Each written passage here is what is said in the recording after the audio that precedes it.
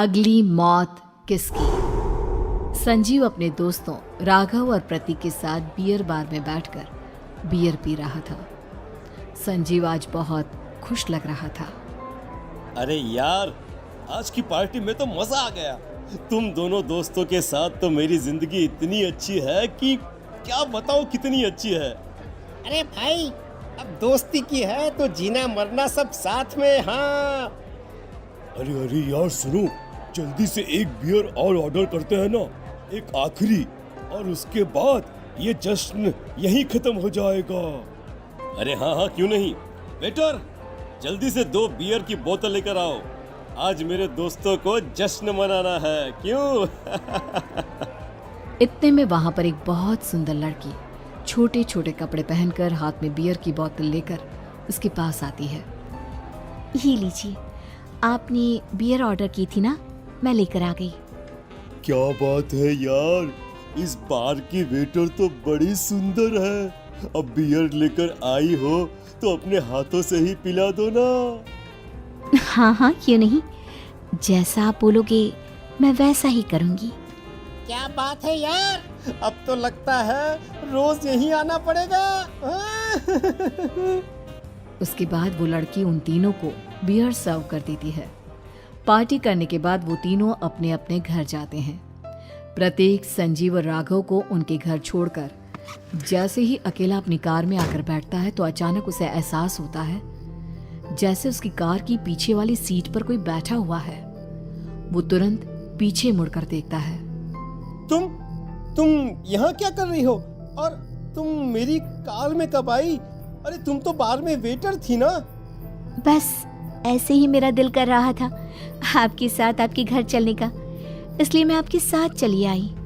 अरे लेकिन तुम मेरी कार में आई कब? अभी कुछ देर पहले तो यहाँ पर मेरे दोस्त बैठे हुए थे। प्रतीक के इतना बोलते ही उस लड़के का चेहरा खतरनाक तरीके से बदल जाता है। उसकी आंखें पत्थर की तरह सफेद और पूरे शरीर पर नीली नीली नसें उभर आती है।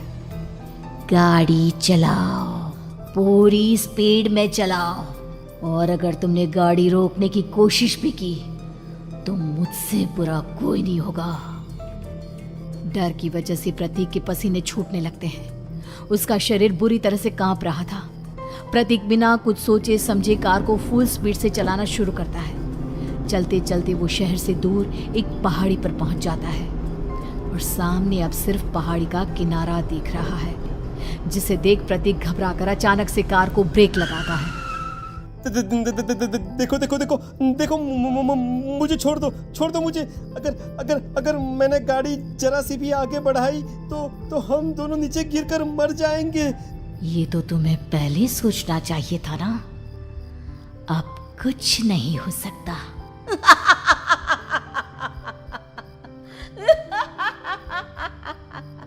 छोड़ दो मुझे। नहीं, प्लीज मुझे छोड़ दो। प्लीज मुझे जाने दो। छोड़ दो मुझे। गाड़ी आगे बढ़ाओ। और तभी अचानक से बिना प्रतीक के स्टार्ट किए उनकी कार आगे बढ़ती है और गहरी खाई में गिर जाती है। उसके चीखने की आवाजें चारों तरफ सुनाई देती है।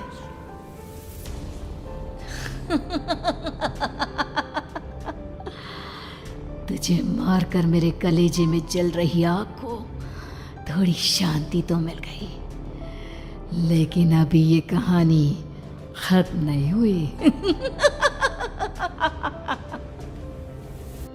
और फिर अगले दिन राघव और संजीव को पता चलता है कि प्रतीक की पहाड़ी से नीचे गिरकर मौत हो गई। अरे कल रात की तो बात है यार, हम सब बैठकर पार्टी कर रहे थे, लेकिन मेरी एक बात समझ में नहीं आ रही। राघव शहर से इतना बाहर उस पहाड़ी पर इतनी रात को क्या करने गया था? अरे यार, वही सोचकर तो मैं भी परेशान हूँ। हम दोनों को छोड़ने के बाद तो वो सीधा अपने घर जाने वाला था, और वो आत्महत्या क्यों करेगा भाई? कल रात तक वो कितना खुश था, हमारे साथ सेलिब्रेट कर रहा था। हाँ, लेकिन पुलिस ने तो यही कहा है कि प्रतीक ने अपनी कार को जानबूझकर पहाड़ी से नीचे गिरा दिया और आत्महत्या कर ली। अरे यार संजीव, मेरी तो कुछ भी समझ में नहीं आ रहा है। चल ठीक है, अब मैं अपने घर जाता हूँ। Okay, bye. राघव अपने घर में अकेला था। दोपहर का वक्त था। तभी दरवाजे की घंटी बजी। कौन है? अरे 1 मिनट रुको, अभी आता हूँ। राघव ने जैसे ही दरवाजा खोला उसने देखा कि सामने एक बहुत खूबसूरत लड़की खड़ी हुई है। कौन है आप और यहाँ किससे मिलने आई हैं? देखिए ना, बाहर बारिश शुरू हो गई थी, मेरी गाड़ी खराब हो गई है। आपका घर नजर आया तो सोचा कुछ हेल्प ले लेती हूँ। क्यों नहीं, आइए ना, आइए आइए। मेरे कपड़े पूरे भीग चुके हैं, क्या आपके पास टॉवल मिलेगा प्लीज? राघव अपने बाथरूम से एक टॉवल लाकर उस लड़की को देता है। थैंक यू सो मच, अब मैं चलती हूँ। अरे इतनी क्या जल्दी है? आप चाहे तो बारिश रुकने तक यहाँ पर रुक सकती हैं। हाँ। लड़की ने पलटकर राघव की तरफ देखा। नहीं, मुझे जाना होगा, मेरा काम बाकी है। और वो वहां से चली गई। उस लड़की के जाने के बाद राघव अपने बाथरूम में नहाने के लिए गया और जैसे ही उसने बाथरूम में देखा तो उसका टॉवल वहीं पर लटका हुआ था। उसने टॉवल हाथ में लिया तो देखा कि उसका पूरा टॉवल खून के धब्बों से सना हुआ है। अरे अरे ये क्या? ये टॉवेल तो मैंने उस लड़की को दे दिया था। ये वापस मेरे बाथरूम में कैसे आ गया? और इस पर ये खून के धब्बे कहां से आ गए? राघव ने आईने में देखा तो उसकी गर्दन पर एक बड़ा सा चाकू का कट लगा हुआ था जिससे खून बह रहा था, जिसे देख राघव के होश उड़ गए। हाँ, अरे ये क्या? मेरी गर्दन इतनी ज्यादा कटी हुई है और मुझे दर्द भी नहीं हो रहा है।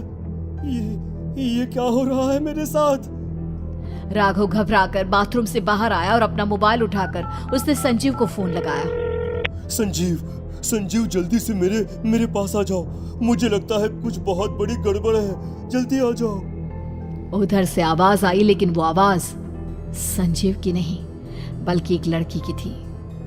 कुछ अजीब नहीं हुआ है, बस तुम्हारी मौत तुमसे मिलने आई थी और तुम्हें मारकर चली गई। अब तुम इस दुनिया का हिस्सा नहीं हो राघव, इसलिए तुम्हें अपनी गर्दन के कटने का दर्द भी महसूस नहीं हो रहा। नहीं, ऐसा नहीं हो सकता, ऐसा नहीं हो सकता। कौन हो तुम? तुम्हारी मौत। अब संजीव के पास खबर पहुंचती है कि राघव ने अपने ही घर में चाकू से गर्दन काटकर आत्महत्या कर ली। ये सुनने के बाद संजीव के होश उड़ गए। वो पसीने से तरबतर हो गया और एक अनजाना डर अब उसके दिल को सताने लगा। संजीव के साथ ही उसका एक छोटा भाई राजीव भी रहा करता था। अपने भाई को इस तरह परेशान देखकर राजीव उसके पास आया। अरे भैया, क्या हुआ भैया? आप इतने घबराए हुए क्यों लग रहे हैं? प्रतीक और राघव की मौत, मेरा मतलब मेरी कुछ समझ में नहीं आ रहा भाई। अचानक से मेरे दोनों दोस्तों ने आत्महत्या क्यों कर ली? अरे वो तो मेरी भी समझ में नहीं आ रहा है भैया। हाँ, हो सकता है कि कोई परेशानी होगी और इसीलिए उन्होंने ऐसा किया होगा। हाँ, लेकिन दोनों की जिंदगी में एक साथ परेशानी और दोनों का इतनी खतरनाक तरीके से आत्महत्या करना, कहीं ऐसा तो नहीं मैं भी मर जाऊंगा? अरे आप ऐसी बातें क्यों कर रहे हैं भैया? वैसे ही मैं इतना परेशान हूँ। जब से अंजलि ने मेरा साथ छोड़ा है तब से सब कुछ बहुत अजीब सा हो गया है। रोज रात को डरावने सपने आते हैं। ऐसा लगता है जैसे अंजलि बार बार मेरे सपनों में आकर मुझे डराने की कोशिश करती है।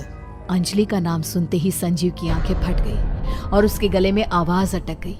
उसके चेहरे पर घबराहट साफ नजर आ रही थी। कौन थी वो लड़की जिसने प्रतीक और राघव को आत्महत्या की आड़ में मौत के घाट उतार दिया? और कौन थी अंजलि जो बार बार राजीव के सपनों में आकर उसे डरा रही थी? अंजलि का नाम सुनकर संजीव इतना घबरा क्यों गया? इन सवालों के जवाब जानने के लिए देखिए इस खतरनाक कहानी का अगला भाग।